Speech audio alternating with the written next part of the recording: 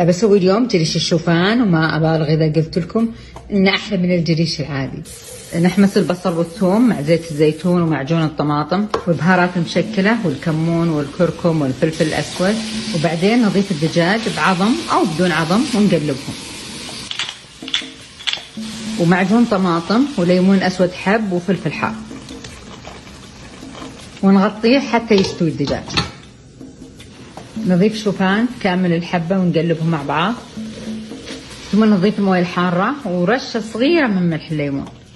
في هالمرحلة نهدي النار ونغطيه ونقلبه كل شوي، ياخذ تقريبا من ربع ساعة إلى 20 دقيقة.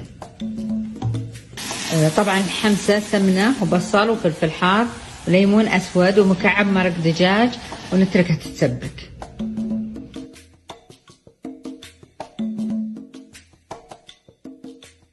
وبالعافية.